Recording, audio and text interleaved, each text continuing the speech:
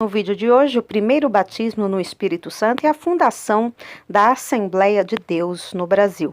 Esta matéria, intitulada 70 anos das Assembleias de Deus no Brasil, foi escrita por Isael de Araújo e publicada no jornal Mensageiro da Paz em junho de 1980. Seja bem-vindo ao Diário Pentecostal Historiando, análise histórica e crítica sobre o movimento pentecostal brasileiro. Se inscreva no canal e siga nossas redes sociais. O povo que não conhece a sua história está condenado a repeti-la. No dia 19 de novembro de 1910, Gunnar Wingren e Daniel Berg desembarcaram na cidade de Belém do Pará. Ninguém os tinha convidado, nem conheciam o nosso povo. Eram enviados por Deus. Pertenciam a uma igreja batista na América do Norte, atingida pelo avivamento que inflamava a Europa e a terra dos Yankees. Esses missionários, através de um jornal encontrado no hotel em que se hospedaram por um dia, acharam o endereço do pastor metodista Justus Nelson e no dia seguinte foram procurá-lo. Justus Nelson, ciente da missão dos dois jovens, encaminhou-os à igreja batista daquela cidade, cujo responsável era Raimundo Nobre. Os moços hospedaram-se nas dependências desta igreja. Os jovens tinham o coração avivado pelo Espírito Santo e por isso oravam de dia e de noite, oravam sempre. Este fato chamou a atenção de alguns membros da igreja que passaram a censurá-los e a considerá-los como fanáticos. Nesta altura, eles já sabiam falar e testificar em português. E nos testemunhos e nas pregações, é claro, pregavam a salvação e o batismo no Espírito Santo com eloquência, citando sempre as escrituras nas quais se baseavam. Alguns membros da igreja creram nas verdades que os missionários anunciavam.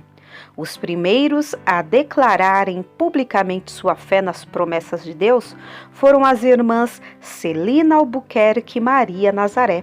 Elas não somente creram, mas fizeram um propósito de permanecer em casa, em oração, até que Deus as batizasse no Espírito Santo, conforme Atos 2:39.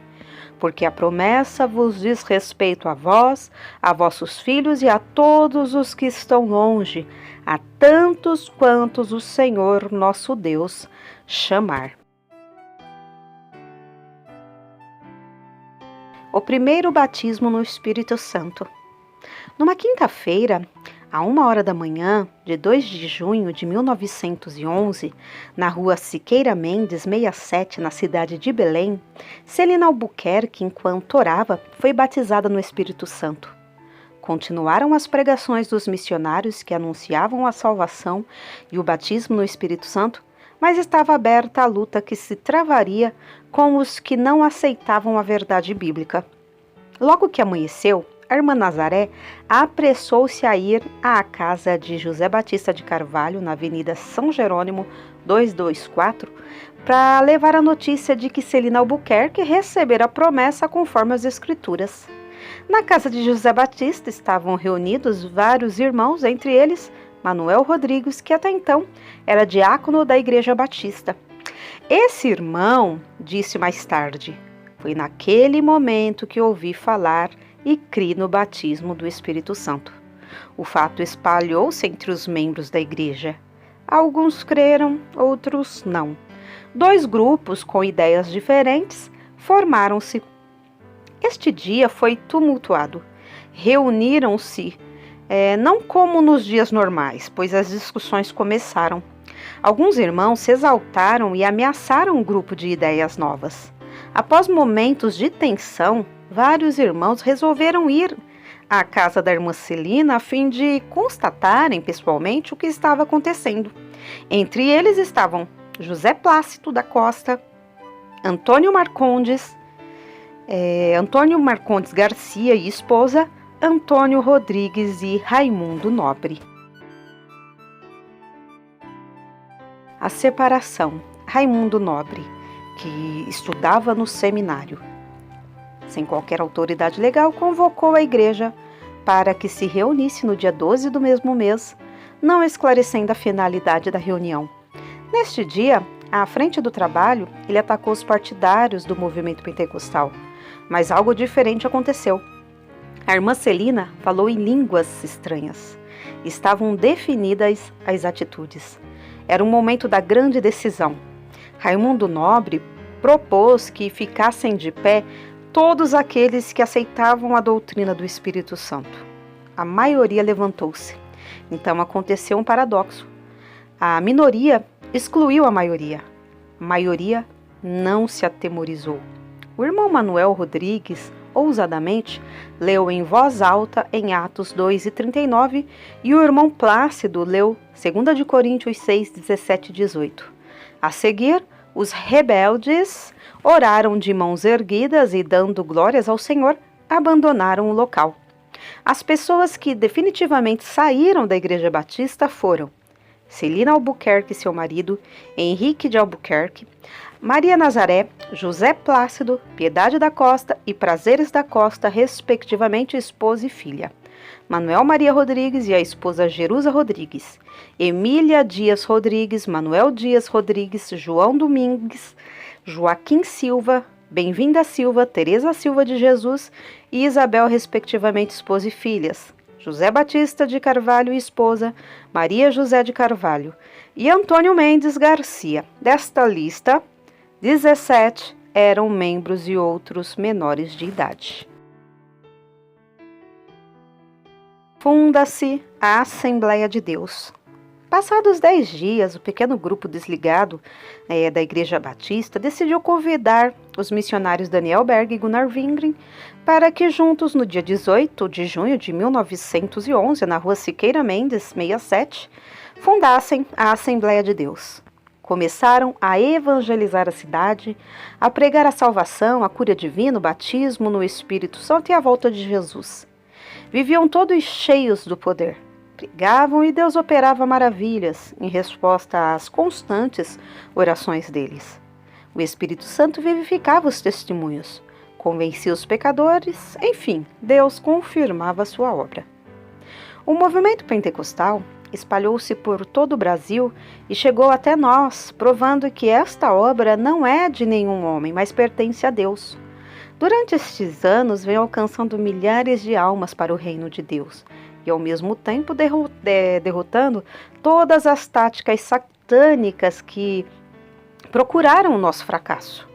Algumas artimanhas usadas contra os nossos irmãos ficaram assinaladas.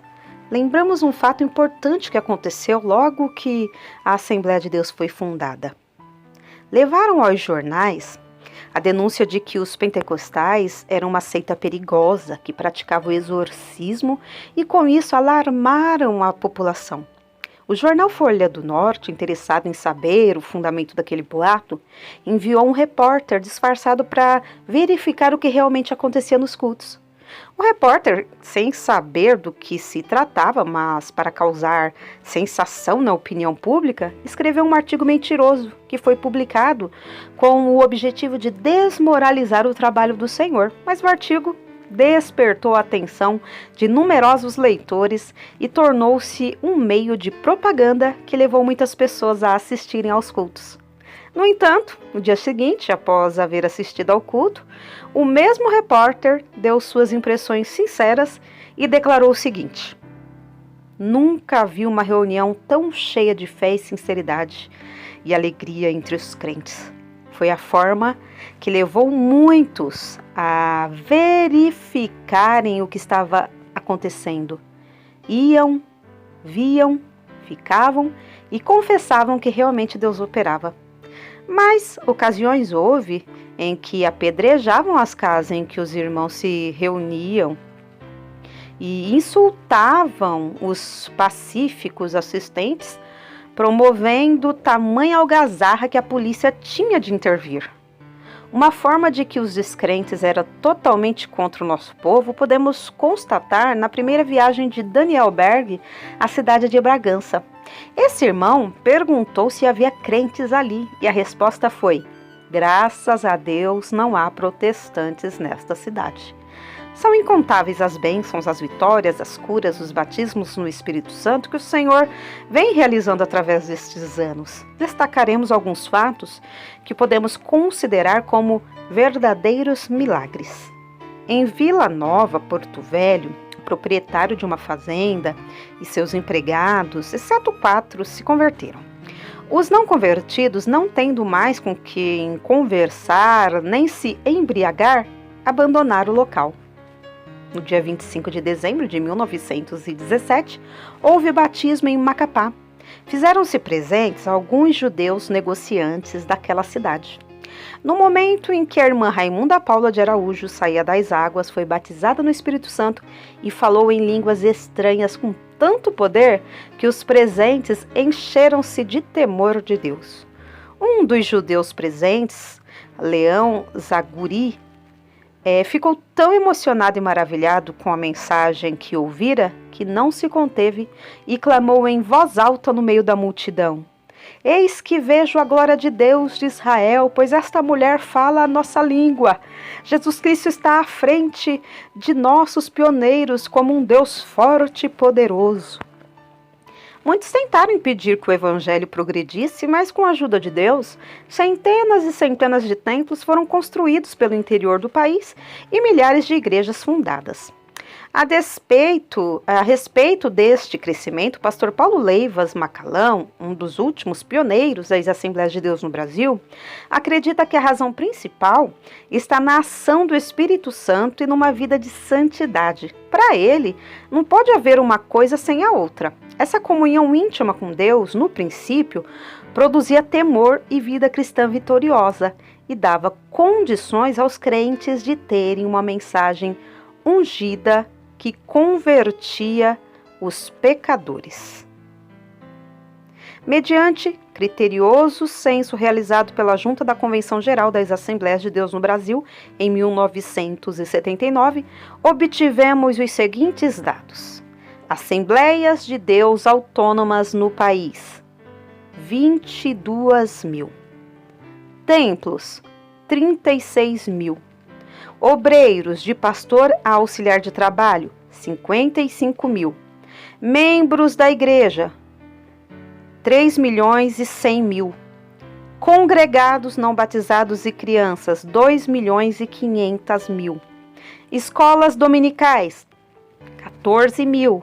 Alunos da escola dominical, 900 mil. Professores de escola dominical e demais obreiros vinculados a ela, 45 mil. Missionários nos campos do exterior, 78. Total de fiéis das Assembleias de Deus, 5 milhões e 600 mil. A Assembleia de Deus, representada pelos seus fiéis em todo o Brasil, continua com a sua chama acesa, anunciando as boas novas de salvação, como nos primeiros dias, na certeza da grande vitória. Isael de Araújo, Jornal Mensageiro da Paz, junho de 1980.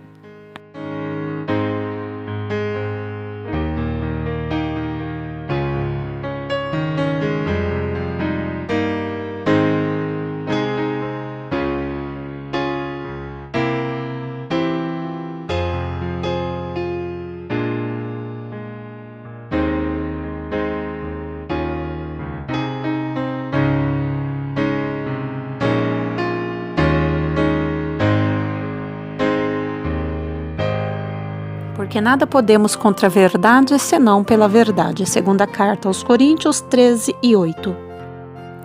Se você gostou do conteúdo deste vídeo, se inscreva no canal, deixe o seu joinha, compartilhe e ative o sininho para receber do YouTube as notificações dos novos vídeos.